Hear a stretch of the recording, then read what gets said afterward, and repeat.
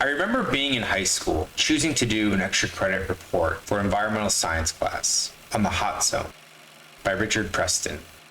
The Hot Zone is a non-fiction thriller following the origins and incidences involving viral hemorrhagic fevers and a series of viruses with biosafety level 4. This is the most dangerous category of viruses and diseases, ones that pose life-threatening conditions for which there is no vaccine or therapy available. More specifically, the book followed the origins and several outbreaks of the Ebola virus and Marburg viruses. It's a terrifying book. I can't remember a time or another story that made me want to crawl out of my own skin more, becoming more frightened by a thing unseeable to the naked eye. It was a life-changing experience, one that I later found an appreciation for, finding my worldview and interests shift.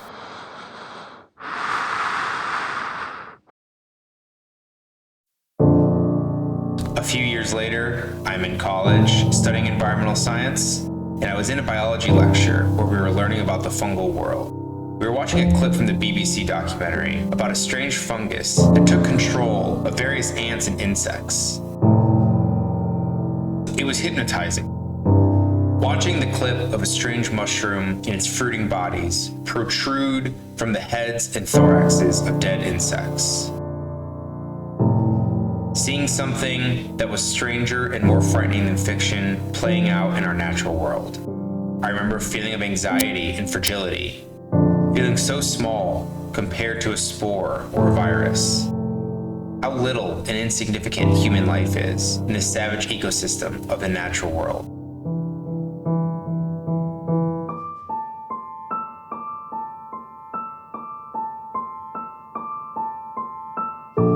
I remember watching and listening to our professor talk about how this fungus decimated ant colonies and ripped through overpopulated insect groups, balancing out the biodiversity of each ecosystem. The cordyceps. I remember being horrified and absolutely fascinated with how such a thing existed. A similar feeling when I first read about the Ebola virus a few years ago. In both instances, I thought, how could such a thing exist? This must be fiction. But it wasn't. That evening, after the lecture, I went back to my dorm and searched online for more about the strange fungi, but instead found something different. I stumbled upon an upcoming game that had recently been announced and was being promoted for the PlayStation consoles.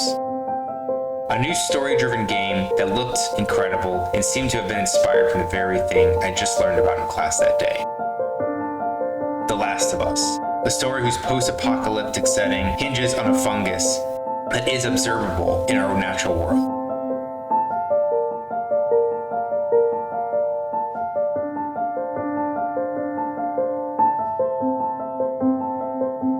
What I want to talk about today isn't the amazing characters, engaging plot, or strong themes featured in the game and TV show, The Last of Us. Instead, I want to look at the setting. I want to look at how we can learn to make better worlds, finding inspiration and ideas from reality, similar to that of The Last of Us.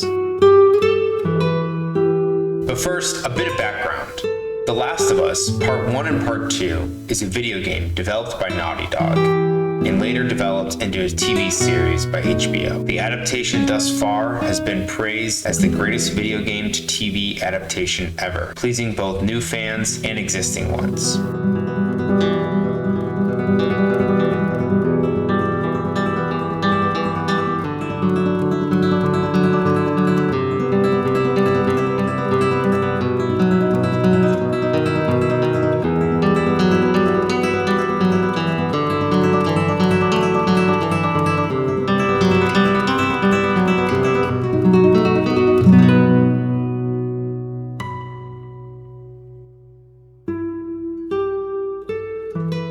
The biggest criticism as of writing this script and shooting this video is that the show is too faithful to the game and doesn't deviate enough, if that is even a possible criticism. I've been familiar with the games and played them, so I was excited when I heard about the announcement by HBO. For those unfamiliar with the games and haven't yet seen the TV show, I'll give the briefest of overviews, avoiding any spoilers.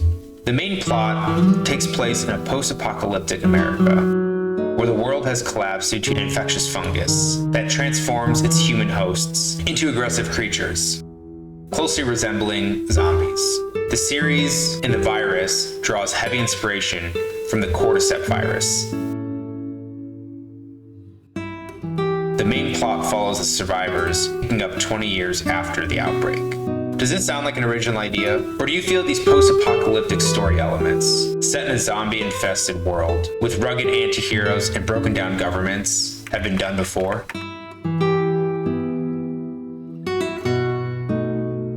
When it comes to telling stories, developing plots, and building worlds, it is nearly impossible to create truly original work. Originality on the macro level isn't something The Last of Us set out to do. Its setting overall isn't much different from what we've seen before. But what is different, and what is unique, are the clickers, the cordyceps, the real-life fungus that occurs in our world, just with a twist. What if this strange fungus that takes control of insects, driving them to the highest point, where they clamp on to leaves and stems before a fruiting body protrudes, further spreading? What if that same fungus were to infect humans? What would happen then? What kind of world or creatures would that create?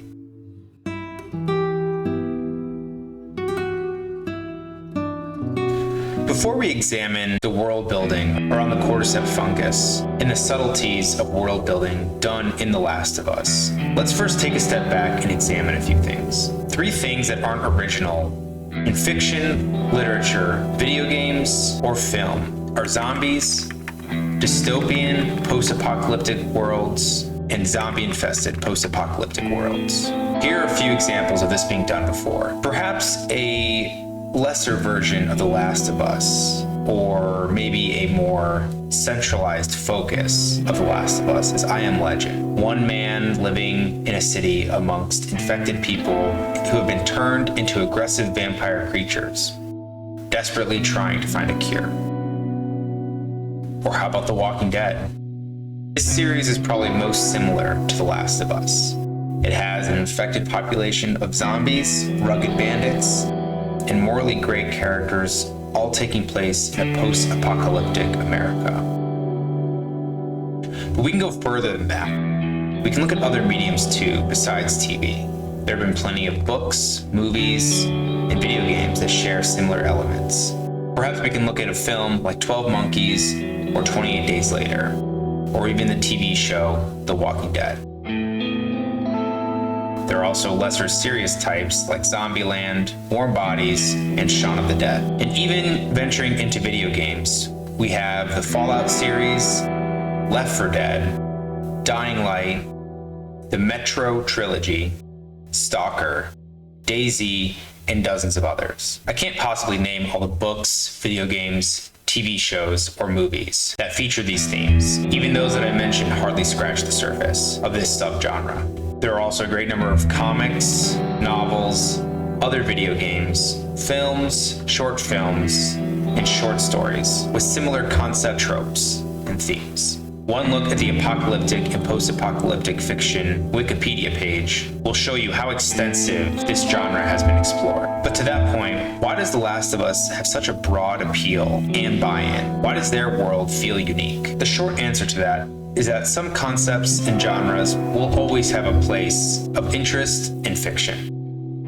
It takes a bit more to be considered a great story and to keep the reader, viewer, or player's attention. What does, however, leave a lasting impression and keeps your audience engaged is good writing, which is a simplified way of saying well-written characters, plot, setting, and themes, all told from an effective point of view. But again, what makes The Last of Us unique in this regard? What about it is well written? This is where a bit of my bias will probably show. And to that point, in my opinion, I think all of those elements of fiction are well written and excellently done. The characters are sharp, and full of agency. The plot is strong, and the themes are both complex and plain, while the whole story is told from an effective point of view to complement each of those other elements of fiction. Each of those are worthy of an essay of their own and can be picked apart and unraveled as a masterclass. But for this video, we're going to look at the setting and how The Last of Us inhabits a familiar place, but does so in a subtle and unique way. And in that same breath, I want The Last of Us to be an example of building immersive and interesting fictional worlds by observing and using the natural world.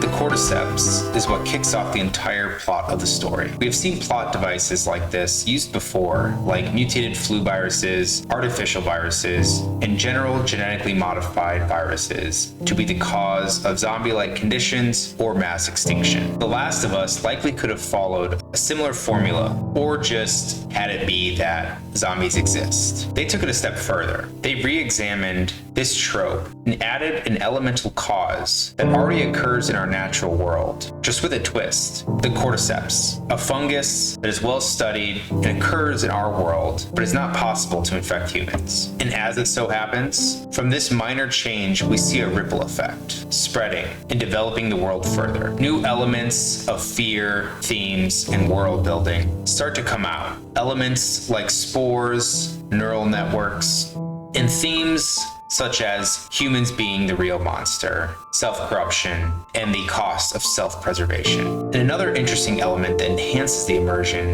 of the video games and TV show is that the creatures have an agency of their own. It feels like they belong in this world. They have a presence and a lasting mark that we see nearly everywhere in subtle and unique ways. In the video game, avoiding spores is a key gameplay element. And because spores can't spread in open areas, people have begun selling the countryside, avoiding underground areas, and always carrying a gas mask with them. There's also extensive world building done in other subtle ways, some of those being in the governments that have now emerged, how they are structured, and what their goals are. We will talk about it a little bit more towards the end when we look at methods we can use to improve our own world building. There's something about the TV show and video games world that feels more real than the traditional fantastical zombie takeover. In part, this has to do with the story largely taking place after the majority of the world-ending events have already happened. But I think that's done intentionally. One thing that many writers struggle with, and is often the first fracture point that breaks your story, is knowing where the starting point is. Understanding the starting point of your story often resolves many of the issues that deal with world building and creating your setting, resolving or making those issues irrelevant. With all that being said, and how this ties back to you as the storyteller, is the need to understand that your setting must be focused. Too much information, relevant or not, can leave your reader or viewer confused and exhausted. Focus on what the reader needs to know, not what you want to show them. Beyond just the cordyceps, the subtle world building that takes place in The Last of Us's narrative is an example of how we can slowly unravel elements of our world. The key here, though, is making sure these elements are important to the characters, the story, and the themes. We'll talk more about this later. An example of this is in the TV show. It isn't until episode 3 that we get a better idea of how the cordyceps fungus spread and how the world ended. Conversation comes up naturally between Ellie and Joel and is largely brief. There's no added monologuing and there's no large info dumps. The same goes with the video game. We aren't beaten over the head at the start with overly explained world building elements. Many of these world building elements are done in brief conversations that may be optional between Joel and Ellie, or Joel and the other characters that he is with. A good deal of the setting is revealed in small details encountered along the way, mostly through notes, artifacts, or signage. As a writer, there's a skill in being able to slowly administer the relevant information about the setting and world in a manner that is both interesting and important. Our goal should only be to showcase our world as it relates to the plot or themes. This does of course vary depending on genre and pacing of your story. And in that same tune, it is better that the information be delivered, be relevant to the characters within the scene. Exposition is boring, monologues are boring, and info dumps are boring. The trick is to showcase this wonderful world you've created in a way that is interesting and relevant to the plot and theme.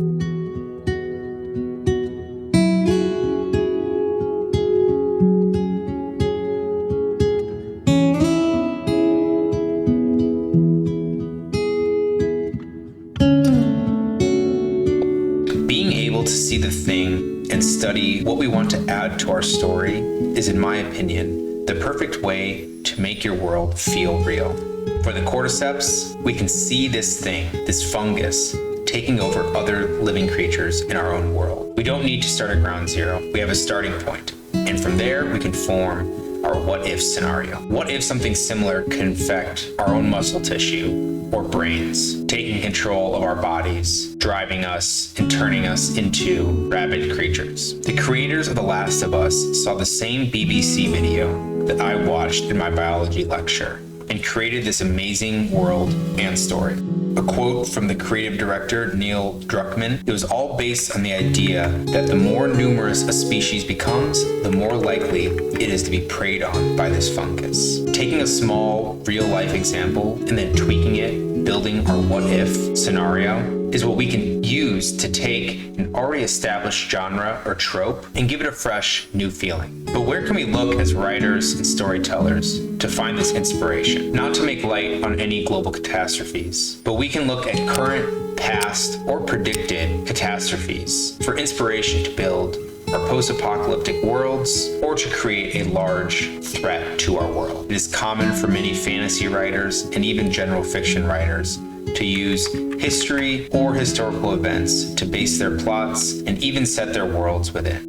Borrowing from other cultures, other regions' customs, and traditions should be at the top of your list for looking for inspiration in building real, fictional settings. Figures in history are a great option as well, though how this impacts your story's setting may vary. While I was in college, one of my biggest distractions in class and while studying was taking things that I was learning and trying to fictionalize them for unique world-building settings or story elements. But you don't need to be in a college science class or history class to come up with these ideas or concepts. There are plenty of free resources, Wikipedias, books, or even documentaries we can use to mine for inspiration and ideas. That is, after all, how The Last of Us began. Basing stories off historical figures or historical retellings isn't anything new. Something that might not be as well used outside of science fiction and fantasy is looking at the natural world for inspiration. As a personal example, one story that I've been working on off and on is based on a rare form of hydrocarbons that were found trapped in ice. The idea came when my professor made an offhand comment about this phenomenon while we were studying oil and gas extraction methods. This brought on the concept for a new world that contained a new resource that was highly desirable. The biggest thing we need to understand about building immersive worlds and developing our setting is that we don't want to show the reader our entire iceberg. Another thing that every fantasy and science fiction writer likely has heard at this point is something along the lines of the iceberg method. The readers should only ever see the world-building elements that appear above the water and never the rest of the iceberg. Remember that we need to keep a focus setting and only showcase the elements of our world as it pertains to our characters, plot, and themes. This will make the information feel unique, important, and real.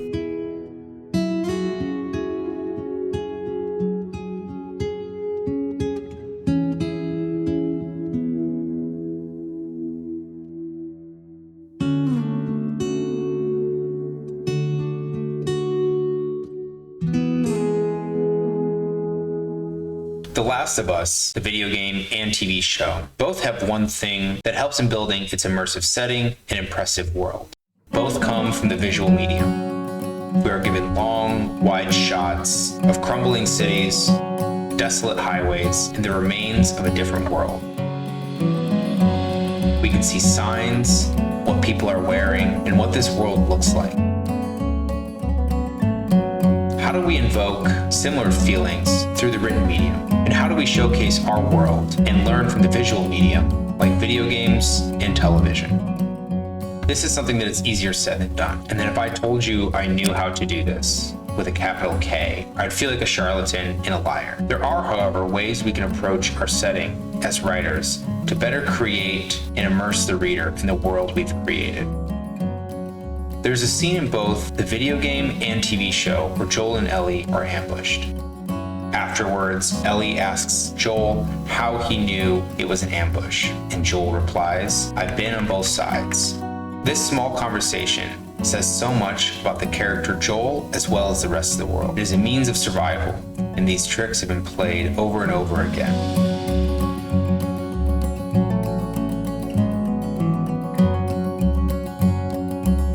I spent a while trying to come up with a simple method that we can use as a quick reference, or at least a general guideline to help us with building our setting. I've mentioned a few times how we want the setting to service the plot, themes, and characters, but I haven't really broken down what that means. Here's a simplified method of doing that we can refer to as the 3 R's of making a great setting. Think of the world and the setting as another character in your story. Ask yourself this: what role does this character, the setting, play? Don't tell us in every painstaking detail of every place, location, or history. Treat your world's exposition like a character's backstory. Tell us and show us only the important parts as they service the plot, scene, or the other characters. They should come up naturally, and different elements can come up in different ways. As an example, an expert on one subject will know more about one thing than a layman or a person who has no expertise. But perhaps that person with no expertise has a strong opinion. This might offer a different perspective of your world. These perspectives will share parts of your world they notice, don't notice, and talk about. How does the setting better reflect your characters, theme, and plot? Use the setting and the world as an amplifier of your character's flaws, strengths, backgrounds, ideals, and personality. The same goes for the themes you are exploring and the plot your characters are following. We can revisit the example about the ambush scene. At the start of that scene, a person enters the road asking for help, but Joel continues on, almost driving the man over, knowing that this is a trap. He knows this because he has tricked people in a similar way before. In this single scene, in a few lines of dialogue, we know that Joel has done bad things and learned more about the brutal world that they live in, as well as Joel himself. We learn what is required to survive, and the clickers aren't the only thing to fear. We also see a scene later of the desensitization of humanity in Ellie's reaction.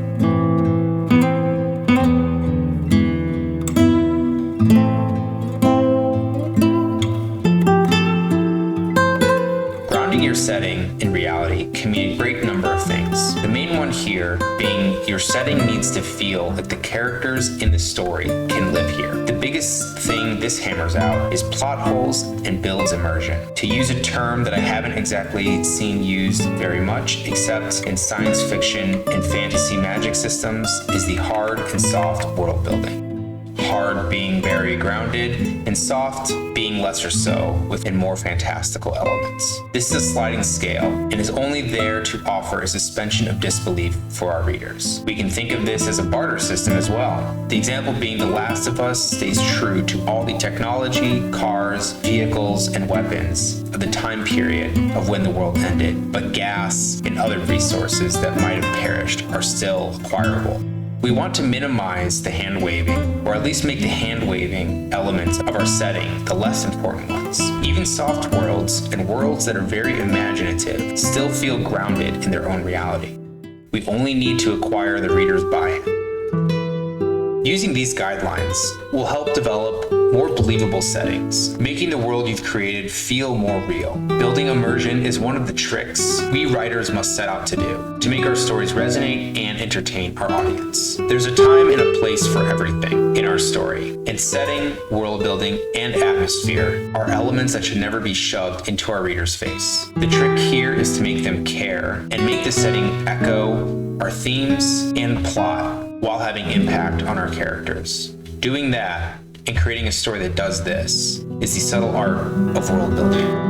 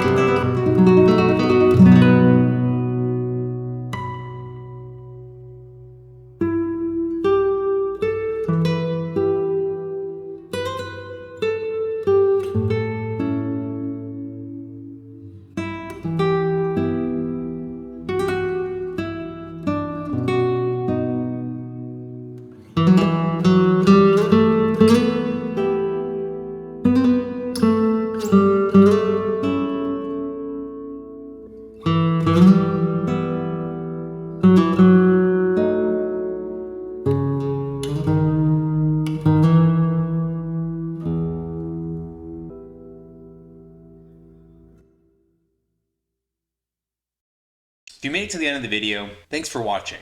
This video took a little bit longer than most of my other videos, but was really enjoyable to make. I actually had a lot of fun revisiting some of the scenes and also watching along with the show as I made this video. I had to re-record a couple of segments and clips of this, mostly because of some audio issues, as well as a couple of other technical issues. But as I was recording it, a couple of other ideas kind of came into mind as it relates to building our world and writing an immersive setting. There's an element where we approach our writing and we approach our setting very meticulous, looking at the details and the techniques that we can use to employ. Most notably, the way that we want to reflect our themes and our plot, and also make the setting sort of matter to our characters, or at least from our character's point of view. And I think that approach and keeping that in mind is really important and really effective. But there's also an element of cool, or I guess the rule of cool. I think it was Brandon Sanderson that coined the term. But the idea being that you should always use the coolest thing, or the thing that's the most interesting or exciting to your story, or to your plot, or to your setting. However, there is a caveat with that. Too much of one thing can often not be a good thing, right? We don't want to dump a whole handful of salt into a dish that we're preparing. But pinches of salt and bits of salt are always, good and enjoyable. So when we approach sort of creating our setting and make an immersive setting, it is important that we think of the mechanics and the story elements and the story craft concepts. But there is also a caveat that we should also look to make our story interesting and matter. This kind of goes back to the hard and soft world building. It kind of depends on what kind of story you want to tell. On one end, if you want your story to be hyper realistic, may sometimes not have as much flexibility and creativity to add that rule of cool. But in the other breath, if you go to the other end, something that is much softer in its world building can sometimes break immersion, and too much freedom and wiggle room with our setting can make the world feel fake. That's all to say, this was a really fun video to make. I forgot how emotional and how powerful the video games were, as well as as the shows are airing, as how well they captured the essence of some of these scenes, themes, and the setting.